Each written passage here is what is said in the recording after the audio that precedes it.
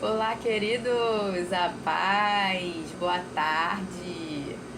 Estamos ao vivo, estamos aqui mais um dia atendendo ao convite da sabedoria. Boa tarde, Dinda. Boa tarde, papai. Maravilhoso, né? As pessoas que mais te amam, apesar de nem todas as pessoas que mais me amam poderem estar ao vivo aqui. São sempre as que vão ser as primeiras a te apoiar, as primeiras a estar ali junto com você, e você precisa valorizar e honrar isso sempre, sempre, sempre. Daqui a pouco mamãe entra aí também.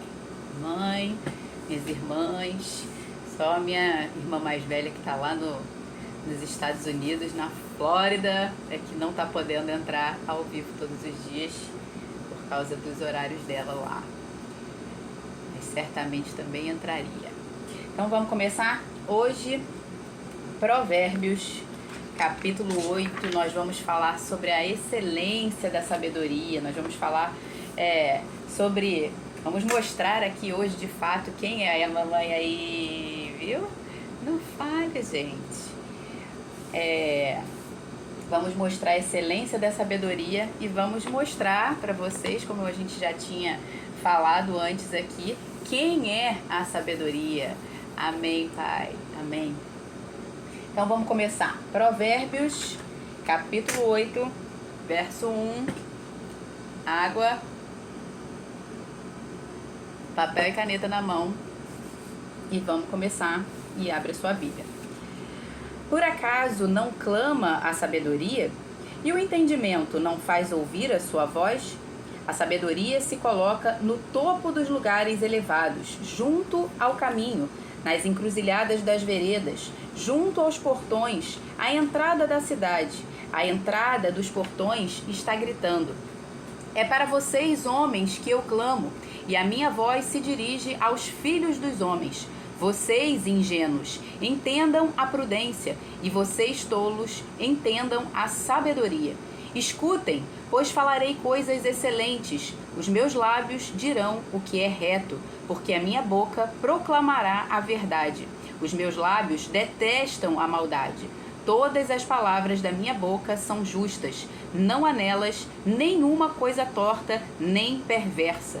Todas são retas para os que têm compreensão e justas para os que acham o conhecimento. E aí eu vou dar uma paradinha aqui para fazer um comentário. A sabedoria, ela está clamando por nós em todo lugar.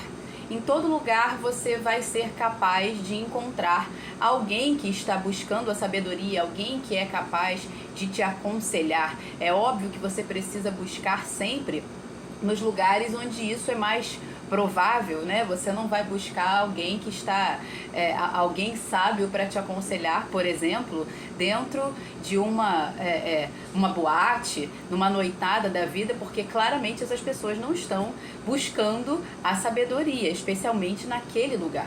Então, você precisa buscar também com sabedoria, com discernimento, aonde receber essa sabedoria. Mas ela está clamando em todo lugar é possível você ouvir a voz da sabedoria. E quantas vezes você desperdiçou, você e eu, desperdiçamos a oportunidade de receber de alguém a sabedoria, alguém que estava disposto a nos ensinar, alguém que estava disposto a nos aconselhar, alguém que estava disposto a nos exortar, e nós simplesmente desperdiçamos essa oportunidade, não querendo acolher e rejeitando, se recusando a ouvir essa pessoa. Quantas vezes isso aconteceu, ou talvez esteja acontecendo hoje com você? Talvez alguém esteja tentando te exortar, te ensinar, te alertar quanto a um caminho mau que você possa estar tomando na sua vida, e talvez você esteja rejeitando, não esteja querendo dar ouvidos, e essa pessoa de fato que te ama ou que tem algum zelo pela sua vida, algum respeito pela sua vida, está tentando te alertar de que esse caminho vai levar à morte, ou que esse caminho não é bom para você. Como a própria palavra fala, há caminhos que para o homem parecem ser direito, mas o fim deles é morte. Nem dei boa tarde aqui pro pessoal do YouTube. Boa tarde, pessoal. Então, É preciso dar ouvidos à sabedoria. Não basta saber que a sabedoria está clamando em todo lugar, mas é preciso dar ouvidos e acolher essa sabedoria. Nós que estamos na era digital, a gente consegue avaliar o nível de discernimento, o nível de insensatez, não, melhor, né? Não de discernimento, da falta de discernimento, o nível de insensatez que o povo brasileiro, e eu vou falar aqui o povo brasileiro porque eu não tenho essas referências aqui com relação às outras nações, mas especificamente com relação ao povo brasileiro, você consegue discernir o nível de insensatez que o povo tá quando você percebe quais são os vídeos que mais viralizam na internet. É absurdo você constatar que os vídeos que mais viralizam na internet, os conteúdos que mais viralizam na internet, são aqueles que são menos produtivos, são aqueles que menos edificam, aqueles que não contêm qualquer tipo de instrução, aqueles que não contêm qualquer tipo de sabedoria, que não tem nada para ensinar, nada para trazer qualquer tipo de transformação ou algo que vai fazer você crescer e ser edificado com aquele conteúdo. Infelizmente, esses são os conteúdos que mais viralizam na internet. E não é de se admirar que a nossa geração, quando eu falo a nossa, né, essa nova geração que está aí, a minha é uma antes, né, porque eu já passei dos 40, mas infelizmente também tem muito nessa situação, mas essa geração que está aí agora, essa nova geração que está aí, não é de se admirar que seja a geração que está sofrendo com maiores índices de distúrbios mentais de toda ordem, ansiedade, depressão, o índice de suicídio aumentando de maneira alarmante, problemas psíquicos de todo tipo de ordem, transtornos absurdos.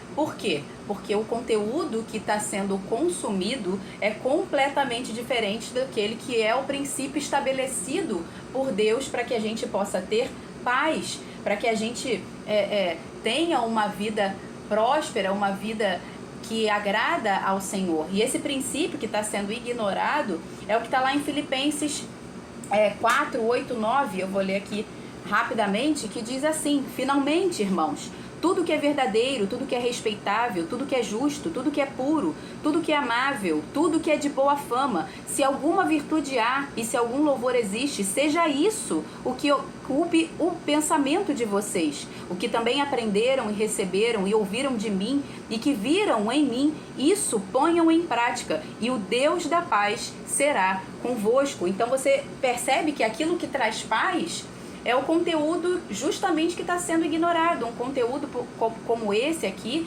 e eu não estou falando aqui que eu sou referência nisso, mas qualquer outra pessoa que se levante para trazer um conteúdo de sabedoria, esse conteúdo dificilmente, eu não estou falando que é impossível, mas dificilmente vai ser aquele que vai valorizar mais. Normalmente o que vai valorizar é aquilo que é um besterol, que não vai edificar em absolutamente nada. Então, parece que aquilo que conduz à sabedoria e à paz não é atrativo para as pessoas. E as escrituras também explicam o motivo disso, né? O motivo de não ser atrativo para as pessoas. E eu vou ler o motivo disso, que está lá em 1 Coríntios, capítulo 2, de 6 a 16. É uma leitura um pouquinho maior, mas eu vou ler aqui rapidamente e você vai entender o porquê disso. No entanto, transmitimos sabedoria entre os que são maduros, ou seja, apenas os maduros são aqueles que vão dar ouvidos, vão dar atenção à sabedoria. Normalmente aqueles que não têm maturidade, eles não vão dar atenção à sabedoria. Então, não, porém, a sabedoria deste mundo. Lembra que a gente falou da diferença dela em alguns versículos atrás. Nem a dos poderosos dessa época, que são reduzidos a nada. Pelo contrário, transmitimos a sabedoria de Deus em mistério. A sabedoria que estava oculta e que Deus predeterminou desde a eternidade para a nossa glória. Nenhum dos poderosos deste mundo conheceu essa sabedoria, porque se tivessem conhecido, jamais teriam crucificado o Senhor da glória, porque Ele é a própria sabedoria. Mas como está escrito, nem olhos viram, nem ouvidos ouviram, nem jamais penetrou em coração humano o que Deus tem preparado para aqueles que o amam. Deus, porém, revelou isso a nós por meio do Espírito. Lembra? Somente os que são guiados pelo Espírito é que são os filhos maduros. Porque o Espírito sonda todas as coisas, até mesmo as profundezas de Deus. Pois quem conhece as coisas do ser humano, a não ser o próprio espírito humano que nele está? Assim, ninguém conhece as coisas de Deus, a não ser o Espírito de Deus. E nós não temos recebido o Espírito do mundo, e sim o Espírito que vem de Deus, para que conheçamos o que por Deus nos foi dado gratuitamente. Disto também falamos, não em palavras ensinadas pela sabedoria humana, mas ensinadas pelo Espírito, conferindo coisas espirituais com espirituais. Agora preste atenção aqui. Ora, a pessoa natural, aquele que não é guiado pelo Espírito, aquele que é mais inclinado às paixões da carne, a pessoa natural não aceita as coisas do Espírito de Deus, porque lhe parecem loucura, lhe são loucura. Porém, a pessoa espiritual julga todas as coisas, mas ela não é julgada por ninguém, pois quem conheceu a mente do Senhor para que o possa instruir? Nós, porém, os maduros, aqueles que creem no Senhor e aqueles que são maduros na sua fé, temos a mente de Cristo. Então, por isso que as pessoas rejeitam e aquilo que conduz à sabedoria parece que é o que é menos atrativo, porque as coisas que são espirituais para aqueles que não são espirituais, para aqueles que são imaturos, parecem simplesmente loucura. Então, continuando. E o mesmo ocorre, por exemplo, na área da saúde física. Você vê, por exemplo, a alimentação, que é uma das áreas da saúde física, parece que aquilo que é mais atrativo é aquilo que tem menos nutriente. Da mesma forma que aquilo que na internet o conteúdo que é mais atraente é aquilo que é menos nutritivo para a nossa alma e para o nosso espírito, a mesma coisa acontece na área da saúde física. Parece que aquilo que é mais nutritivo é o que menos nos atrai. E isso é justamente por causa dessa insensatez. As pessoas que são guiadas pela vontade da carne. Então elas buscam prazeres imediatos, elas não querem a sabedoria, elas rejeitam a sabedoria, porque elas são guiadas pela carne, não pelo espírito, elas são imaturas. Então isso vai refletir em todas as áreas da sua vida. Lembra no primeiro vídeo que a gente falou que a sabedoria, tudo que você hoje tem, seja o problema, seja saúde, seja as coisas boas, as conquistas, os seus relacionamentos, tudo está diretamente ligado à sabedoria que você possui, ok? Então vamos lá. E a razão disso é que quando você... Por que as pessoas rejeitam? Não é simplesmente só porque elas são guiadas pela carne ou são guiadas pelo espírito, porque você às vezes vai ver pessoas que também são guiadas pelo espírito, mas que têm uma certa resistência em praticar a sabedoria, porque não basta dar ouvidos, é necessário praticar. A gente vai ver isso mais lá pra frente. Mas esse efeito também é porque quando você ouve e acolhe a sabedoria, automaticamente o Espírito Santo vai exigir de você um posicionamento. Vai exigir de você uma decisão de praticar essa sabedoria e não simplesmente ouvir. Nós não podemos ser meros ouvintes, nós precisamos ser praticantes operosos daquilo que a sabedoria de Deus está nos instruindo, está nos ensinando. Então, quando a sabedoria exige esse posicionamento, as pessoas fogem, porque vai exigir coragem, vai exigir maturidade, você vai precisar dizer não para muita coisa, você vai precisar negar essa necessidade de aprovação que muitas vezes te escraviza. E quando a pessoa não consegue passar por esse processo de mudança, quando ela não consegue manter um posicionamento coerente com aquilo que ela diz que crer e que ela deveria praticar, se posicionar para praticar, isso se chama na neurociência de autossabotagem. E essa autossabotagem pode ser consciente ou pode ser inconsciente. Talvez você fale assim, não, eu não me enquadro nisso aí não, eu acho que não tem nada a ver comigo. Mas eu vou dizer que alguns sintomas, por exemplo, da autossabotagem, e você vai ver que talvez você esteja nesse quadro. Alguns sintomas da sabotagem são procrastinação. Esse aí é o primeiro. Procrastinação. Quem aqui que Procrastinação é você saber o que precisa fazer, mas você enrola mais um pouquinho e não faz, e adia e passa para depois, mesmo sabendo que você precisa fazer aquilo ali, que você precisa tomar uma decisão, tomar um posicionamento, mas você fica adiando aquilo ali e você não faz. Procrastinação. Perfeccionismo, que nada mais é do que necessidade de aprovação. Você tem medo de errar, então você acha que tem que estar tudo perfeito, você acha que tem que estar tudo certinho, senão o que as pessoas vão pensar, o que as pessoas vão achar, e aí você tem aquele medo absurdo de errar, e isso te paralisa. Resistência à mudança. Tudo que exige uma mudança, você bota o pé para trás e pensa, não é bem assim, eu acho que não vai dar, agora vamos esperar um pouquinho. Resistência à mudança. Autocuidado insuficiente, aquilo que a gente falou aqui com relação à saúde.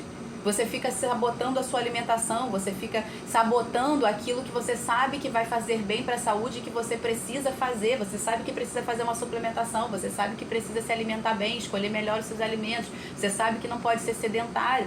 Então, você precisa parar de se auto-sabotar. Esse é um dos sintomas. Foco no negativo. A pessoa, e eu não estou falando aqui de viés cognitivo negativo, tá? Talvez você já tenha ouvido falar nessa expressão, viés cognitivo negativo, que todos nós temos.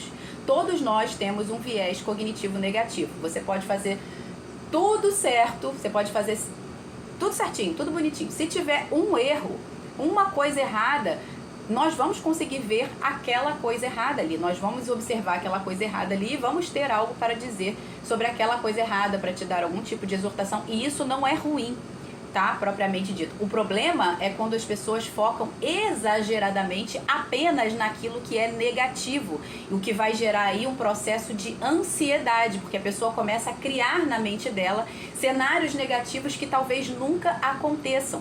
Então esse foco no negativo exagerado, que pode vir a gerar um transtorno, por exemplo, de ansiedade, não só esse, mas esse é um exemplo. Esse foco específico do negativo, naquilo que está errado, naquilo que pode dar errado, naquilo que pode vir a acontecer, isso é o foco exagerado no negativo, diferente do viés cognitivo negativo que todos nós temos para o nosso bem, porque a gente precisa sempre... Essa é a prova que a gente tem esse viés cognitivo negativo, essa é a prova de que a gente nunca pode estar satisfeito. Lembra que a gente falou a diferença de contentamento e satisfação? A gente nunca pode estar satisfeito. A gente tem que estar contente, aprender a estar contente em toda e qualquer situação, mas nunca plenamente satisfeito. Esse viés cognitivo negativo é justamente o que nos ajuda a não nos acomodar, a olhar, olha, não, eu ainda preciso melhorar aqui, então vamos continuar, vamos prosseguir. Isso aqui foi bom, mas vamos continuar porque a gente pode melhorar, ok? Então é diferente o viés cognitivo negativo do foco no negativo, que é aquilo que é o extremo que vai gerar transtornos para você. Crença de não merecimento, né? Na era aí dos coaches, vocês com certeza já devem ter ouvido falar desse termo de crença de não merecimento, que nada mais é do que você se auto-sabotar o tempo todo porque você acha que não merece de alguma forma. E isso pode ser consciente ou pode ser inconsciente. Talvez conscientemente você diga assim, não, eu mereço, mas no seu inconsciente, o que está guiando você de fato é a sua crença de não merecimento. Por isso você se sabota, porque no seu íntimo você acha que não merece.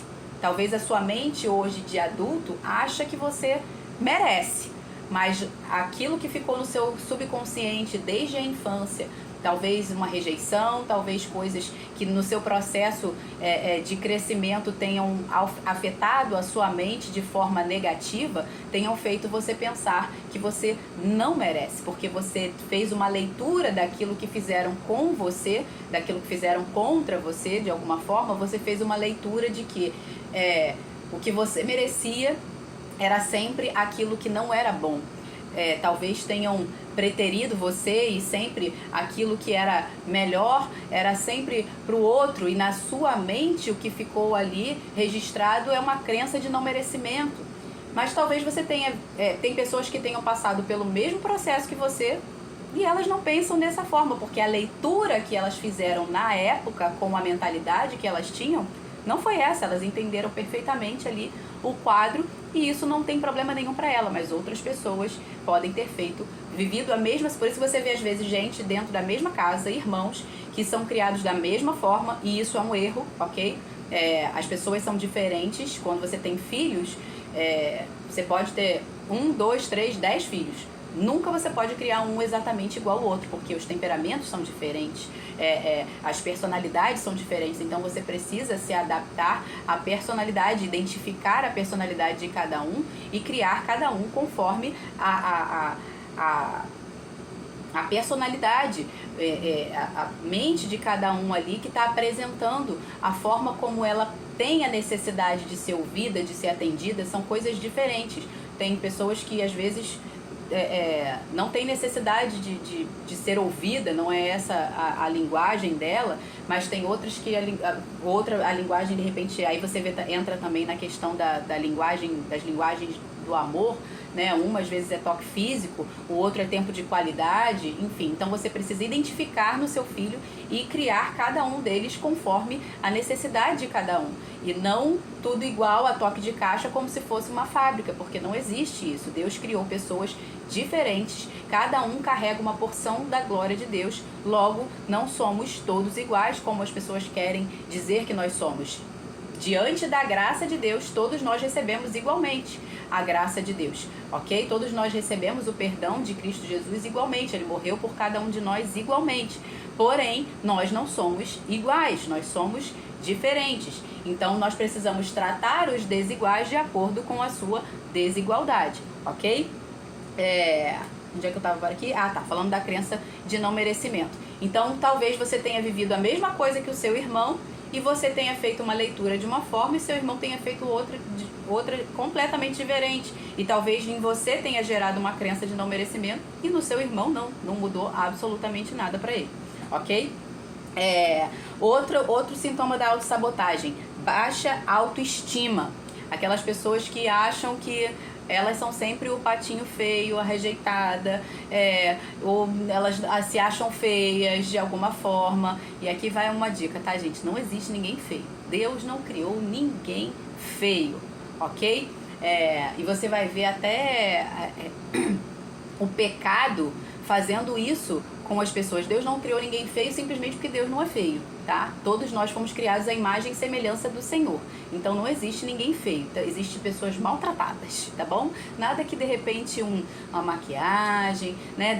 Hoje em dia tem harmonização facial para dar uma melhorada, mas o principal que vai fazer o seu coração, o seu rosto, né, ficar mais formoso, como diz a palavra diz que o coração alegre aformoseia o rosto. Então às vezes você é até uma pessoa bonita na sua aparência, segundo o padrão, né, de cada um aí, porque cada um tem um padrão diferente, cada nação vai ter um padrão diferente de beleza, mas talvez você seja até bonita, mas o seu coração amargurado, o seu coração triste, isso vai fazer com que o seu rosto se torne feio, porque o oposto também é verdade. Se o coração alegre formoseia o rosto, o coração triste, o coração amargurado também vai enfeiar o seu rosto, ok? Então não existe ninguém feio. Tudo se dá um jeito nessa vida. O pecado deu uma prejudicada em muita coisa, mas dá pra consertar, tá bom? Com Cristo, se ele deu jeito pra morte,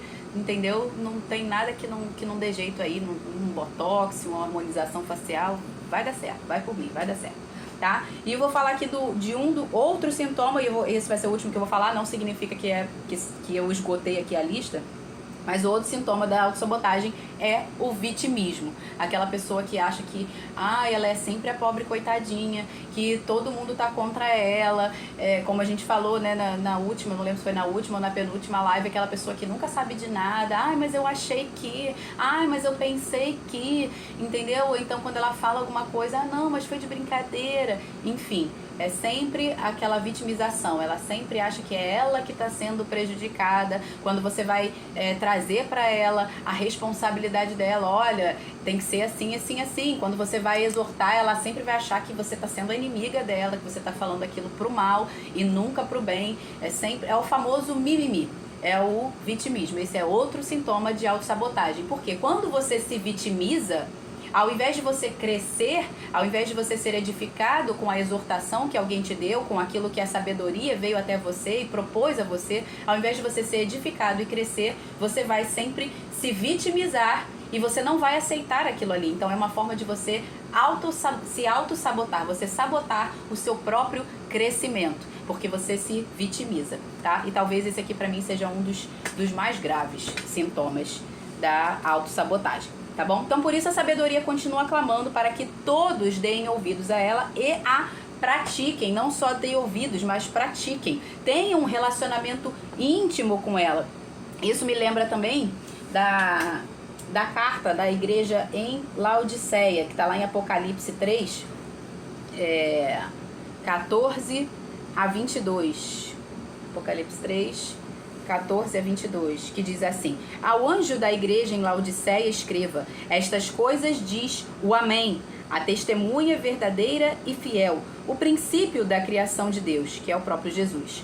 Conheço as obras que você realiza, que você não é nem frio nem quente. Quem dera você fosse frio ou quente, porque quem dera você fosse frio ou quente. Assim, porque você é morno e não é nem quente nem frio, estou a ponto de vomitá-lo da minha boca. Não sabe que é infeliz, sim, miserável, pobre, cego e nu. Aconselho que você compre de mim ouro refinado pelo fogo, para que você seja de fato rico.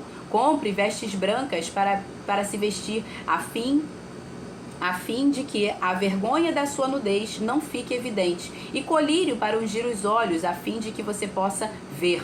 Eu repreendo e disciplino aqueles que amo, portanto, seja zeloso e arrependa-te. Aí presta atenção aqui agora. Eis que estou à porta e bato. Se alguém ouvir a minha voz e abrir a porta, entrarei em sua casa e cearei com ele e ele comigo. Ao vencedor darei o direito de sentar-se comigo no meu trono, assim como eu também venci e me sentei com meu Pai no seu trono. Quem tem ouvidos, ouça o que o Espírito diz à igreja. Então, a sabedoria está clamando para que você tenha um relacionamento íntimo com ela. Eis que estou à porta e bato. Esse é o próprio Senhor Jesus falando: eis que estou à porta e bato. Se alguém abrir, se alguém entrar, e aqui ele não está falando só com o ímpio, porque aqui é uma carta que foi endereçada às igrejas, tá? Então ele não está falando aqui com aqueles que não creem em Cristo, ele está falando também com aqueles que creem. Se alguém abrir a porta, eu entrarei e cearei com ele, ou seja, terei ali um momento de comunhão, de intimidade, de relacionamento. A sabedoria está fazendo exatamente isso. Vamos lá, versículo 10. Para quem entrou agora, estamos lendo o capítulo 8 de Provérbios, ok? Agora vou começar aqui, vou continuar aqui no versículo 10.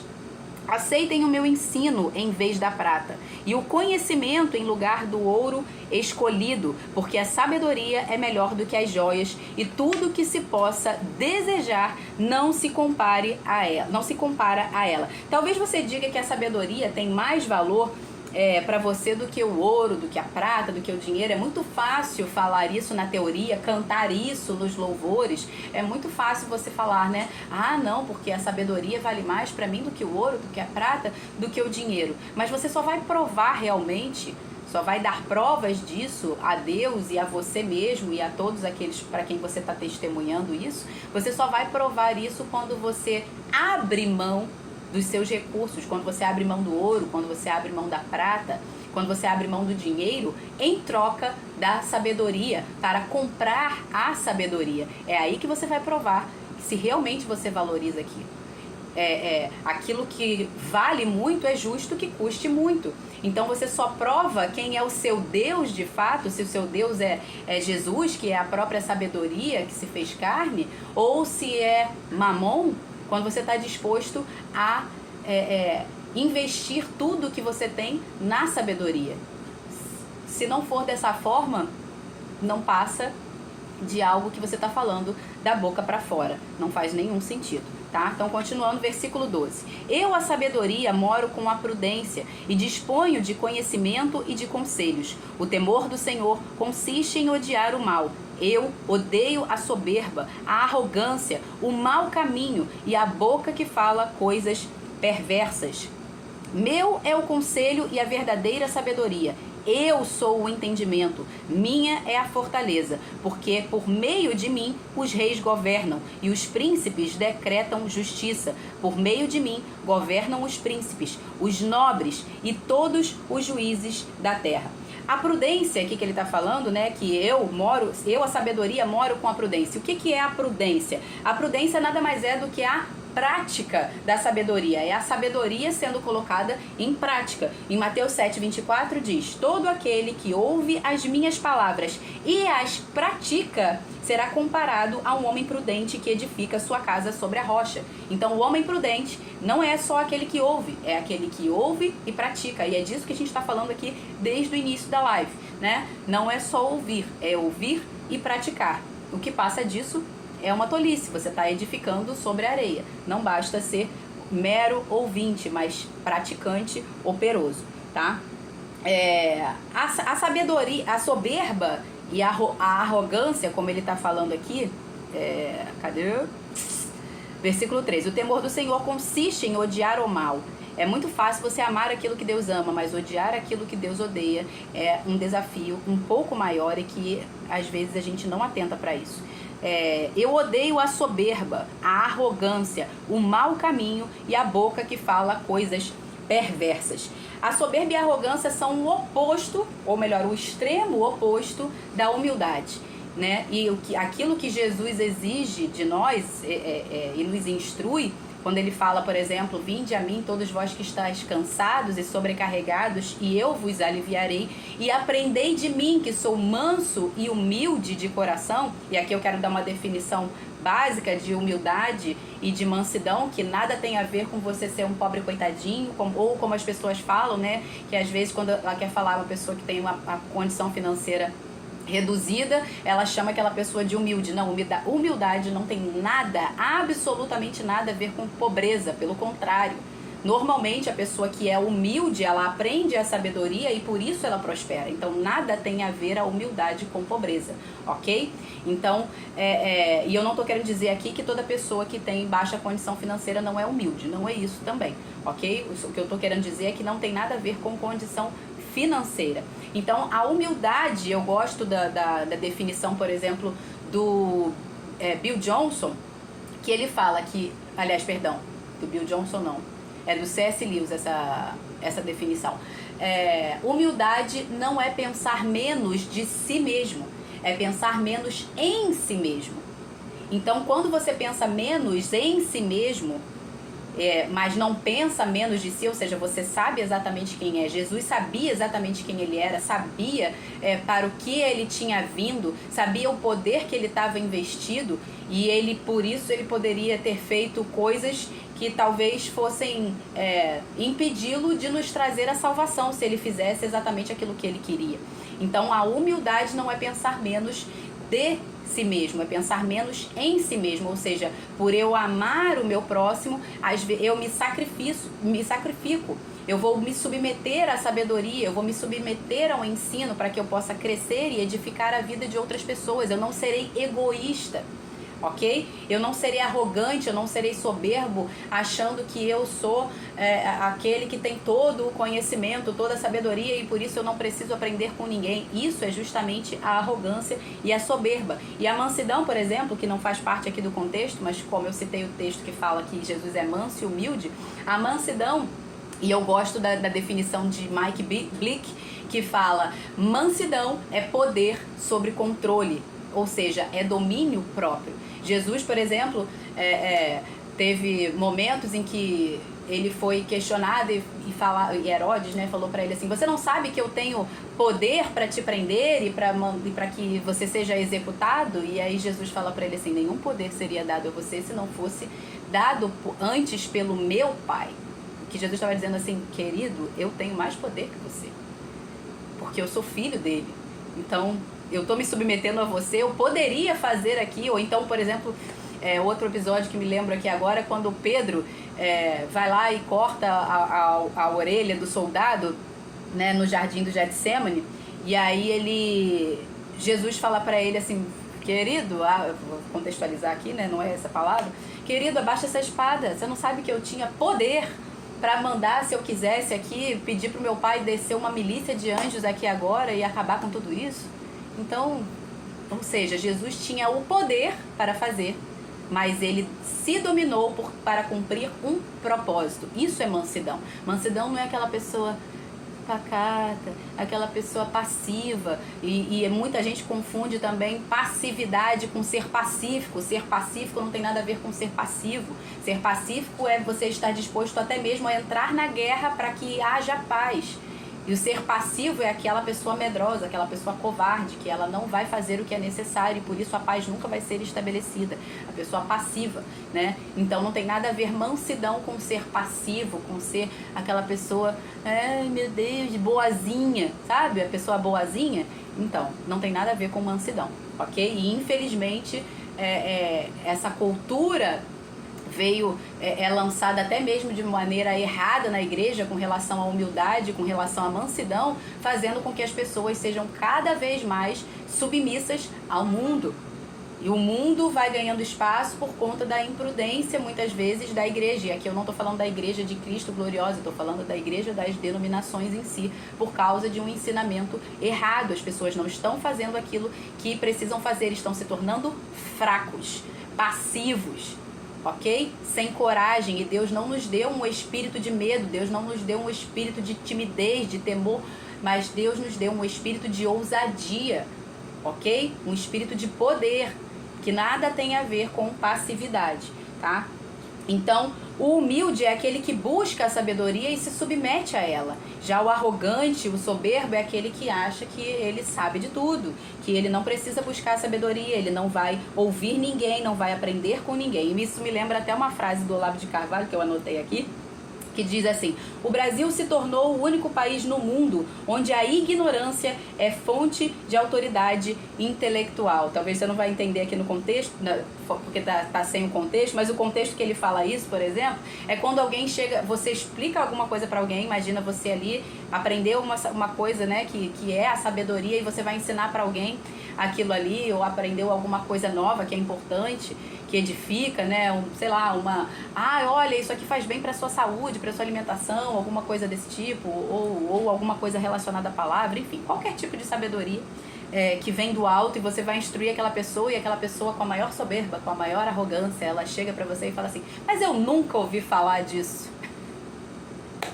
Ou seja, como se ela fosse o maior nível de autoridade intelectual, como se a ignorância dela fosse autoridade intelectual. Ou seja, se eu não ouvi, então isso não existe.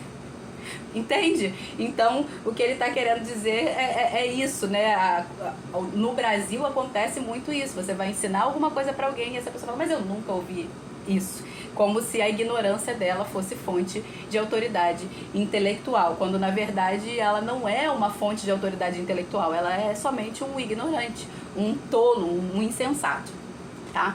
Versículo 17. Tenho que correr aqui, que já está em 37 minutos. Eu amo os que me amam, os que me procuram me encontram. Riquezas e honra estão comigo, bem duráveis. Perdão, me perdi aqui. Bens duráveis e justiça. O meu fruto é melhor do que o ouro, do que o ouro refinado, e o meu entendimento é maior do que a prata escolhida. Ando pelo caminho da justiça e sigo as veredas do juízo, para dotar de bens os que me amam e encher os seus tesouros. Olha aqui o versículo 17 e 18. Os que me amam, os que me procuram me encontram. Olha aí, aquilo que você semeia, você colhe, tá? Se você ama a sabedoria, ela vai amar você no sentido de ter um relacionamento íntimo com você.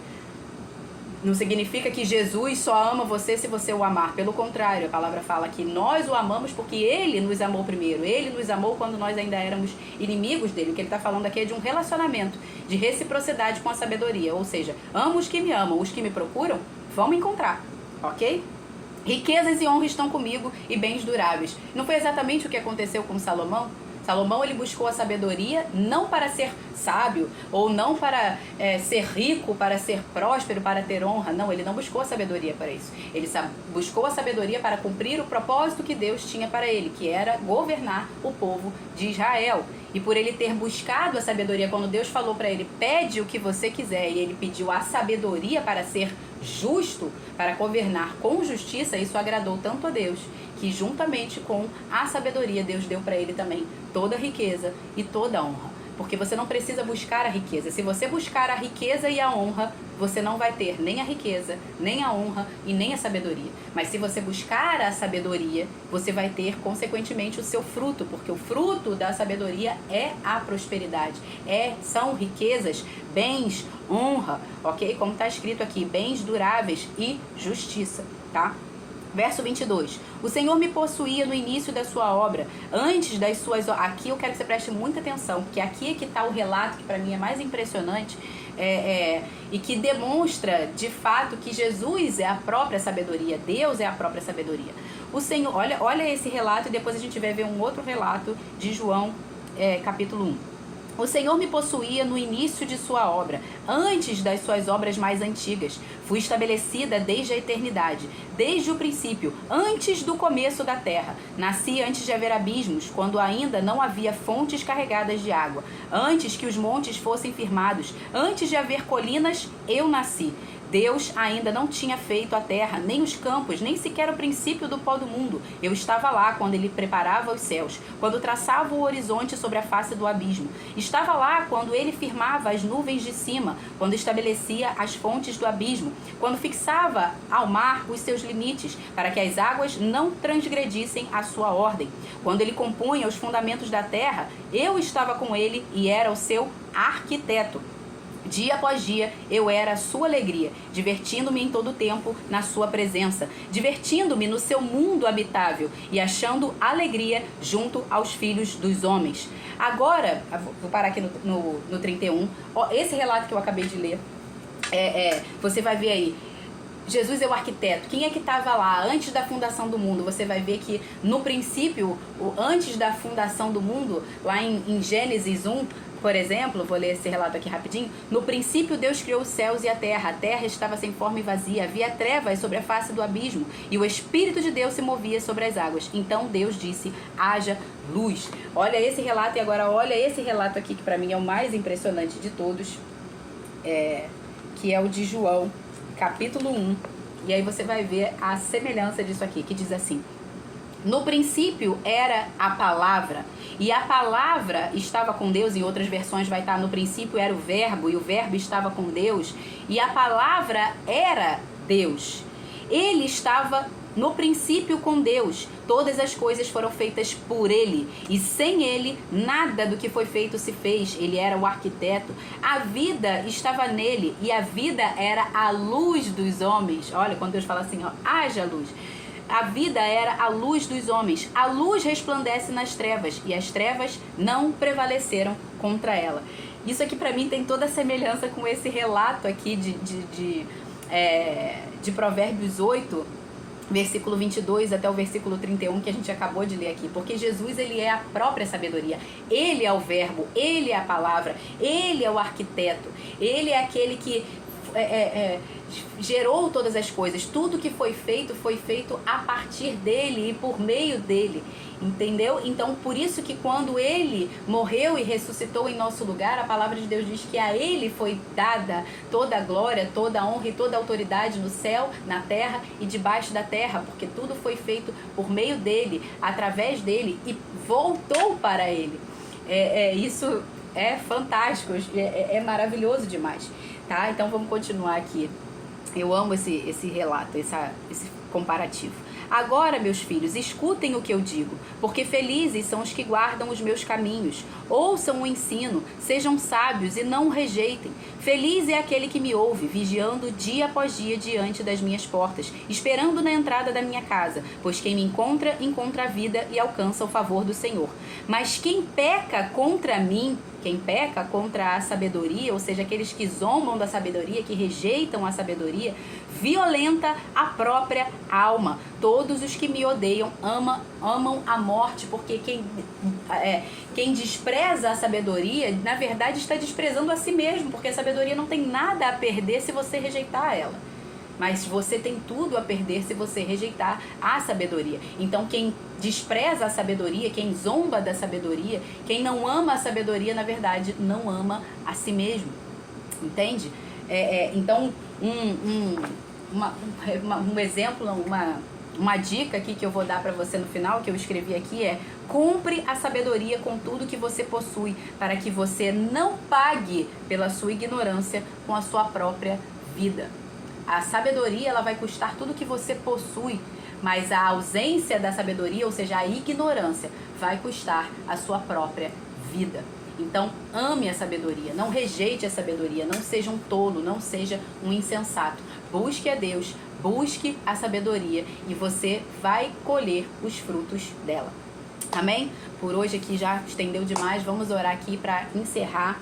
Pai, muito obrigado, Senhor. Obrigado pela tua sabedoria. Obrigado por todos aqueles que entraram e acessaram aqui essa live, aqueles que vão assistir depois, Senhor. Pai, em nome de Jesus, eu preguei aquilo que o Senhor colocou em meu coração. Aquilo que eu ensinei foi aquilo que eu recebi do Senhor, Pai. E com todo zelo, Senhor, com todo amor, Pai, com todo temor, Senhor, é que estou transmitindo a essas pessoas que me ouvirão não só hoje, Senhor, mas daqui a muitos e muitos anos, Pai, que talvez esse vídeo seja assistido. Pai, em nome de Jesus, que você alcance além do tempo, além da eternidade, Senhor, cada um dos que vão ouvir, Senhor, seja hoje, seja daqui a muitos anos, Pai, que o Senhor alcance com a tua sabedoria, que o Senhor alcance com o teu perdão, com a tua salvação. Pai, em nome de Jesus, como nós aprendemos hoje, que nenhum de nós, Senhor, venha se auto-sabotar, Pai. Nenhum de nós, Senhor, venha fazer qualquer processo de sabotagem contra aquilo que o Senhor tem para nós, contra os planos e os propósitos que o Senhor tem para cada um de nós, Senhor. Porque a tua vontade para nós é boa, perfeita e agradável. A tua palavra diz que o Senhor é que sabe os pensamentos que tem a nosso respeito, pensamentos de paz e não de mal, para nos dar o fim que desejamos, para nos dar um futuro e uma esperança, Senhor. Portanto, Pai, em nome de Jesus, que não haja autossabotagem, Senhor, que aqueles que estão se autossabotando agora, que possam ouvir essa palavra hoje e se posicionar, Pai, corajosamente, não só buscando e ouvindo a sabedoria, mas praticando, como nós ouvimos aqui. Que haja ousadia, que haja coragem, que haja determinação, que haja uma decisão firme de obedecer ao Senhor, Pai. De comprar a sabedoria com tudo que nós possuímos, amar ao Senhor, amar a sabedoria mais do que o ouro, do que a prata, porque nós não somos servos do dinheiro, nós não somos servos de Mamon. O Mamon não é o nosso Deus, mas o Senhor o é. Por isso nós vamos comprar a sabedoria com tudo que nós possuímos, meu Pai. Em nome de Jesus Cristo, que haja esse discernimento, que haja esse posicionamento e essa decisão entre todos os que estão ouvindo aqui hoje. Em nome de Jesus Cristo eu oro e te agradeço, Senhor. Amém. Amém, gente. Beijo para todos vocês. Se você ouviu até o final essa live, vai ouvir depois, coloca lá no feed. Amém. Ok? Até amanhã. Amanhã, Provérbios, capítulo 9, nesse mesmo horário. Beijo. Fiquem com Deus. Tchau, tchau.